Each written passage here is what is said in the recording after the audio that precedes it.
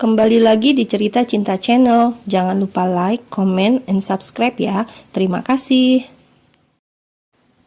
Tanpa terasa, kehamilan Jasmine sudah berjalan 2 bulan. Setelah mengkonsumsi obat yang diberikan dokter, rasa mual dan muntah Jasmine sudah berkurang. Sekarang hanya saat pagi hari saja dia merasakan morning sickness.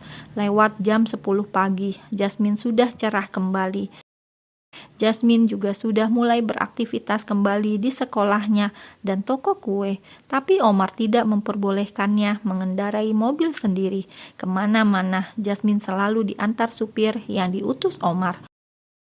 Keluarga Omar dan Jasmine sangat senang mendengar kabar ini. Sebisa mungkin mereka turut memenuhi permintaan Jasmine saat dia ngidam.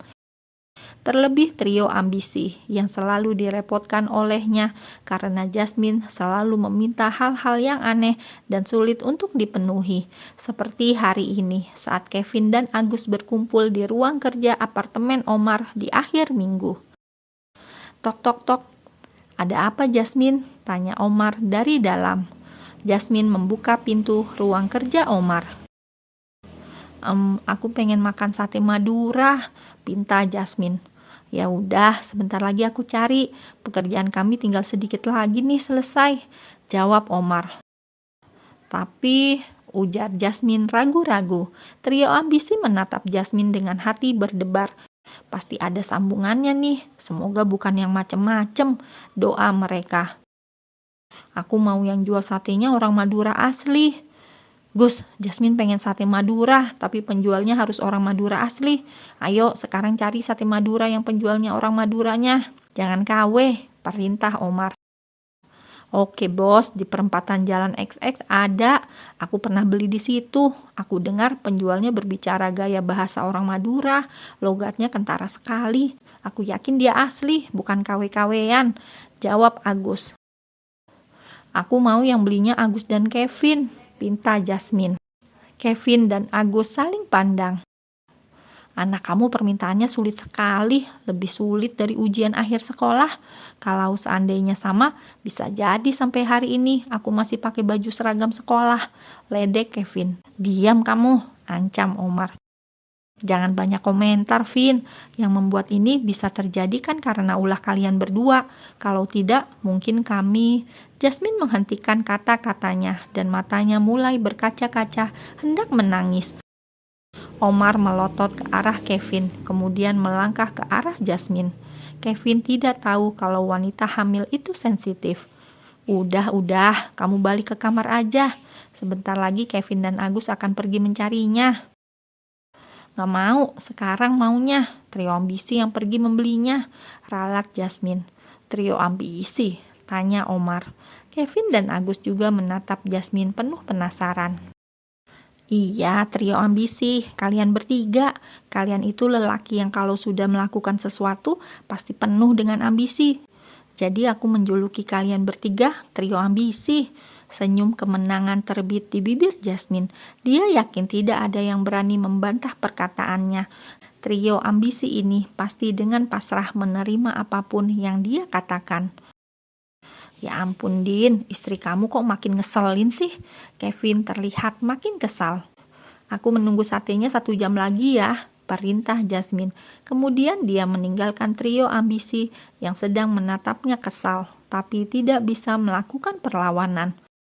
Sesuai dengan perintah Jasmine, trio ambisi pergi mencari sate Madura di perempatan Jalan X. Sebelum memesan, Omar memperhatikan penjualnya terlebih dahulu. Gus, kamu yang pesan, perintah Omar. Baik bos, jawab Agus. Tapi Omar tidak sabar karena pembeli sate tersebut banyak. Saat tiba giliran Omar, akhirnya dengan serius Omar bertanya. Maaf mas, kalau boleh saya mau tanya, mas ini asli orang Madura? Tanya Omar hati-hati. Iya, betul mas. Ada apa ya mas tanya-tanya tentang asal-usul saya tak iya? Jawab penjual sate dengan logat Madura.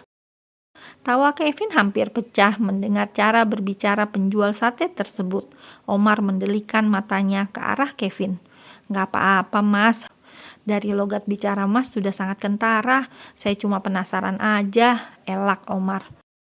Wah, Pinter sampeyan, puji sepenjual bangga.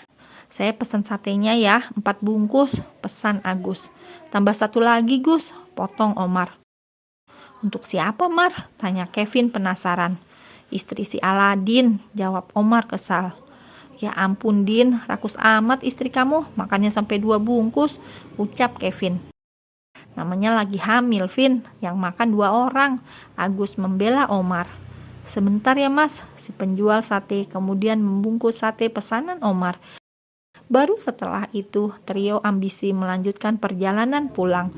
15 menit kemudian mereka sampai di apartemen. Nih pesanan kamu, ucap Omar dengan wajah datarnya. Terima kasih trio ambisi, ayo kita makan nak, ucap Jasmine sambil mengelus perutnya. Omar memperhatikan Jasmine yang sedang makan. Sejak rasa mualnya sudah mulai berkurang, nafsu makan Jasmine semakin bertambah. Apalagi saat makan malam bisa bertambah 2 kali lipat. Tapi sayang, paginya saat bangun pagi, Omar selalu terbangun karena gerakan Jasmine yang terburu-buru bangun dari tempat tidur dan mengeluarkan semua isi perutnya. Sejak hamil, Omar memutuskan untuk tetap satu ranjang dengan Jasmine. Alasannya agar dia lebih mudah memantau keadaan Jasmine setiap hari. Apalagi saat Jasmine mengalami mual-mual seperti ini, dia selalu membantu Jasmine meredakan rasa mualnya Jasmine. Pernah suatu hari saat bangun pagi, Omar tidak menemukan Jasmine di tempat tidur. Ternyata Jasmine sudah terduduk lemah di atas toilet karena baru selesai muntah. Omar langsung menggendongnya dan membawanya kembali ke atas tempat tidur. Perlahan memang Omar memberikan perhatian yang lebih, tapi belum bisa dibilang romantis. Wajahnya masih sama, selalu datar, hanya sesekali Jasmine melihat wajah panik Omar saat melihat atau menemukan Jasmine lemah tak berdaya. 1 bungkus sate sudah kandas dihabiskan Jasmine. Pelan-pelan makannya, kami membeli 5 bungkus untuk kita berempat, 2 bungkus buat kamu, yang lainnya lagi punya kami, ucap Omar. Wah, makasih Mr. Flat, tahu aja kalau aku nggak cukup makan 1 bungkus, balas Jasmine ceria. Jasmine membuka bungkusan kedua. Trio ambisi juga mulai ikut makan sate. Mereka makan sate bersama-sama di meja makan. Bagaimana kegiatan kamu kemarin? Tanya Omar.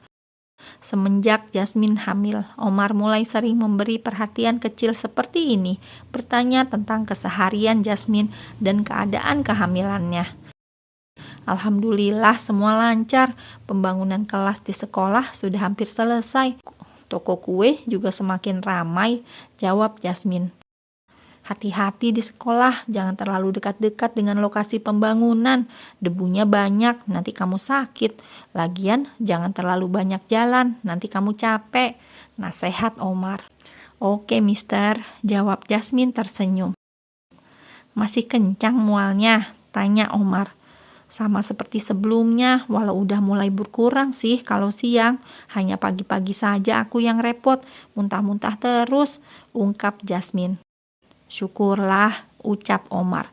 Setelah selesai makan, Jasmine kembali ke kamar. Sejak hamil, Omar lebih banyak mengalah.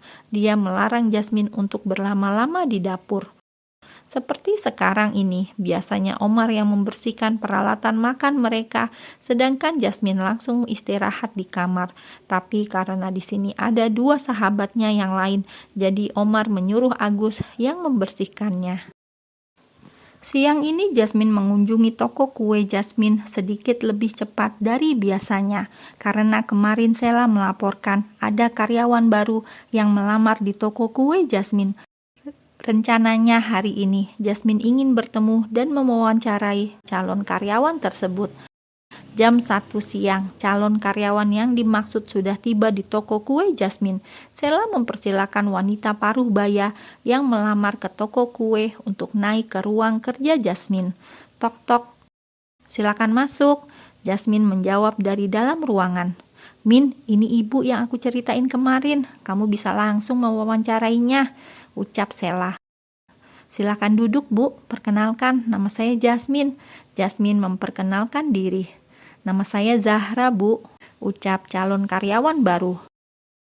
Panggil Jasmine saja, Bu. Usia ibu sebaya dengan mama saya, potong Jasmine. Saya jadi nggak enak, saya panggil Mbak Jasmine aja kalau begitu ya, ujar Zahra. Bu Zahra melamar di toko kue ini. Maaf, masing-masing karyawan saya memiliki menu andalan mereka.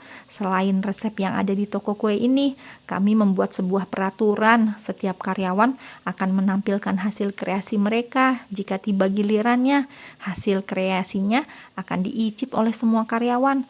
Dan jika lulus, hasil kreasinya akan dijual di toko kue ini. Nanti akan dikeluarkan jadwalnya, dan itu dilakukan seminggu sekali. Apakah ibu bersedia dengan peraturan tersebut? Jasmine menjelaskan dengan rinci. Saya bersedia, Mbak, jawab Zahra.